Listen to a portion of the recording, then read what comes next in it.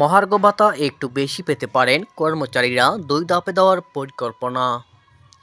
মহার্ঘ ভাতা দেওয়ার বিষয়টি সময়োপযোগী, তাই সরকারি কর্মকর্তা ও কর্মচারীদেরকে মহার্ঘ ভাতা দেওয়ার সিদ্ধান্ত নিয়েছে সরকার। বেতন স্কেল অনুযায়ী সর্বনিম্ন থেকে সর্বোচ্চ কর্মকর্তা ও কর্মচারীদের এই মহার্ঘ ভাতা দেওয়া হবে। এই লক্ষ্যে একটি কমিটি গঠন করা হয়েছে। এদের মধ্যে কর্মকর্তাদের জন্য একটু কম এবং কর্মচারীদের জন্য একটি বেশি দেওয়া হতে পারে। পিয়ন থেকে মন্ত্রী পরিষদ সচিব পর্যন্ত সবাই এই মহার্ঘ ভাতা পাবেন, তবে এর দুটি ধাপ হতে পারে। সব সরকারি কর্মকর্তা কর্মচারীকে মহার্ঘ ভাতা দেওয়ার সিদ্ধান্ত নিয়েছে অন্তর্বর্তী সরকার। একই সঙ্গে অবসরে গিয়ে পেনশনভোগী কর্মকর্তা কর্মচারীরাও পাবেন এই সুবিধা। এদের মধ্যে কর্মকর্তাদের জন্য একটু কম এবং কর্মচারীদের জন্য একটু বেশি দেওয়া হতে পারে। পিয়ন থেকে মন্ত্রী পরিষদ সচিব পর্যন্ত সবাই এই মহার্ঘ ভাতা পাবেন, তবে এর দুটি ধাপ হতে পারে। রোববার 15 ডিসেম্বর সচিবালয়ে নিজ দপ্তরে এক সংবাদ ব্রিফিংয়ে এসব তথ্য জানান জনপ্রশাসন মন্ত্রণালয়ের জ্যেষ্ঠ সচিব মোহাম্মদ মোখলেছুর রহমান। জনপ্রশাসন মন্ত্রণালয়ের তথ্য অনুযায়ী সরকারের বিভিন্ন মন্ত্রণালয়, বিভাগ, অধিদপ্তর, দপ্তর, কর্পোরেশন ও স্বায়ত্তশাসিত প্রতিষ্ঠানে 14.5 লাখেরও বেশি কর্মকর্তা ও কর্মচারী কর্মরত আছেন। নিত্য প্রয়োজনীয় দ্রব্যের দাম বেড়ে যাওয়ার সঙ্গে জীবনযাপনে কুলিয়ে ওঠার জন্য যে বিশেষ ভাতা দেওয়া হয় তাকে মহার্ঘ ভাতা বলা হয়। এতে মূল বেতনের নির্দিষ্ট শতকরা অংশ বেতনের সঙ্গে অতিরিক্ত দেওয়া হয়, অর্থাৎ মহার্ঘ ভাতা দেওয়া হলে কর্মকর্তা কর্মচারীরা বেতন বাড়বে। সংবাদ ব্রিফিংয়ে জনপ্রশাসন মন্ত্রণালয়ের জ্যেষ্ঠ সচিব মোখলেছুর রহমান বলেন, সরকারি কর্মকর্তা কর্মচারী যারা আছেন তাদের জন্য একটি সুখবর দিতে চাই। যেহেতু পে কমিশন করা একটি দীর্ঘ সময়ের ব্যাপার, অন্তর্বর্তী সময়ে একটি মহার্ঘ ভাতা কমিটি গঠন করা হয়েছে, যেখানে আমিও আছি। আমরা সামনের সপ্তাহে প্রথম সভা করব। এদিন মহার্ঘ ভাতা ও বঞ্চনা নিরসন কমিটির প্রতিবেদন নিয়ে সংবাদ সম্মেলনে তিনি বলেন, মহার্ঘ ভাতা দেওয়ার বিষয়টি সময়োপযোগী, তাই সরকারি কর্মকর্তা কর্মচারীদেরকে মহার্ঘ ভাতা দেওয়ার সিদ্ধান্ত নিয়েছে সরকার। বেতন স্কেল অনুসারে সর্বনিম্ন থেকে সর্বোচ্চ কর্মকর্তা ও কর্মচারীদের এই মহার্ঘ ভাতা দেওয়া হবে।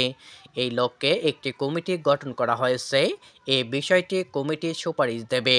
বঞ্চিত কর্মকর্তাদের পদোন্নতির বিষয়ে গঠিত কমিটির দেওয়া সুপারিশ অনুসারেই এটি বাস্তবায়ন হবে জানিয়ে জনপ্রশাসন মন্ত্রণালয়ের সিনিয়র সচিব বলেন, প্রধান উপদেষ্টার কাছে জমা দেওয়া প্রতিবেদন অনুসারে জনপ্রশাসন মন্ত্রণালয়ের নির্দেশনা আসলে একদিনের মধ্যেই প্রজ্ঞাপন জারি করা হবে।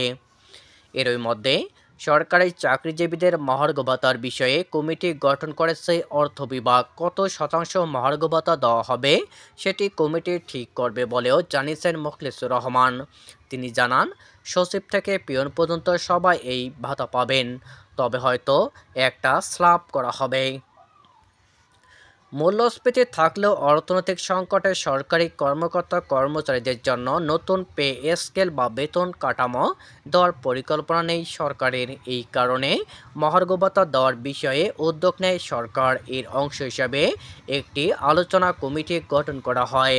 বৃহস্পতিবার অর্থ মন্ত্রণালয়ের অর্থ বিভাগ এই কমিটি গঠন করে অফিস আদেশ জারি করে। প্রধান উপদেষ্টার মুখ্য সচিবকে আহ্বায়ক করে 7 সদস্যের কমিটিতে রাখা হয়েছে জনপ্রশাসন মন্ত্রণালয়ের সিনিয়র সচিব, মহাহিসাব নিরীক্ষক ও নিয়ন্ত্রক, অর্থ সচিব, প্রধান উপদেষ্টা কার্যালয়ের সচিব, লেজিসলেটিভ ও সংসদ বিষয়ক বিভাগ ও আইন, বিচার ও সংসদ বিষয়ক মন্ত্রণালয়ের সচিব এবং অর্থ মন্ত্রণালয়ের অর্থ বিভাগের প্রতিনিধি, অনুবিভাগের অতিরিক্ত সচিব। সরকারি কাজে নিয়োজিত জাতীয় বেতন স্কেল 2015 এর আওতাভুক্ত কর্মকর্তা কর্মচারীদের মহার্ঘ ভাতা সংস্থানের বিষয়টি পর্যালোচনা করে সুপারিশ করার জন্য এ কমিটি গঠন করা হয়। কমিটির কার্যপরিধিতে বলা হয়েছে, মহার্ঘ ভাতার প্রযোজ্যতা ও প্রাপ্যতার বিষয় পর্যালোচনা করবে এবং প্রয়োজনীয় সুপারিশ দাখিল করবে কমিটি।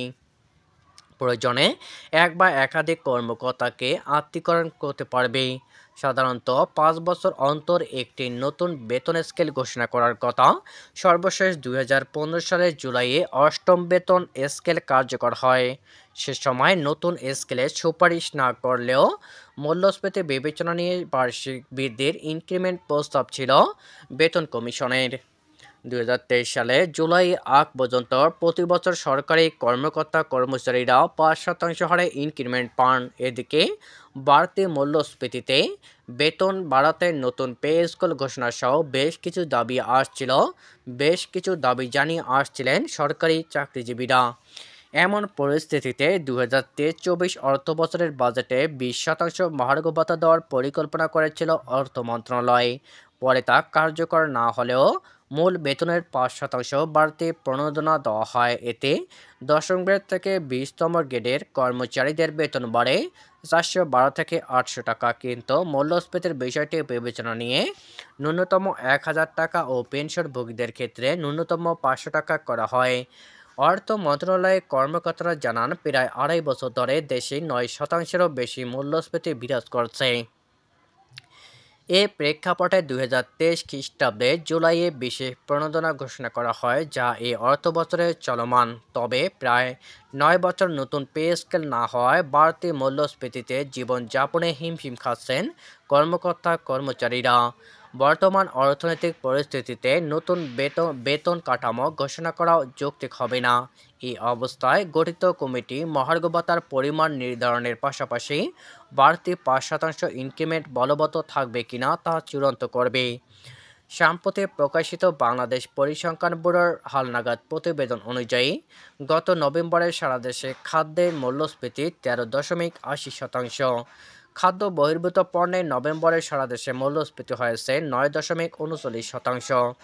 সাধারণত মহার্ঘ ভাতা বিশেষ পরিস্থিতিতে দেওয়া হয়, তাই এই ভাতা মূল বেতনের সঙ্গে যুক্ত হয় না। ফলে তাদের বাড়ি ভাড়া সহ অন্য কোনো ভাতার হেরফের হয় না। জনপ্রশাসন মন্ত্রণালয়ের তথ্য অনুযায়ী সরকারের বিভিন্ন মন্ত্রণালয়, বিভাগ, অধিদপ্তর, দপ্তর, কর্পোরেশন ও স্বায়ত্তশাসিত প্রতিষ্ঠানে প্রায় ১৪.৫ লাখ কর্মকর্তা কর্মচারী কর্মরত। চলতি ২০২৪-২৫ অর্থবছরের বাজেটে তাদের বেতন ভাতা বাবদ বরাদ্দ রাখা হয়েছে ৮১,৫৮০ কোটি টাকা।